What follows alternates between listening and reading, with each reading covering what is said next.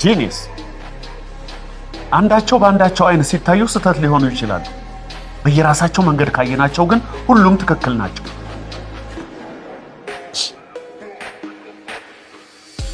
አየህ፣ ህይወት እንዲህ ናት።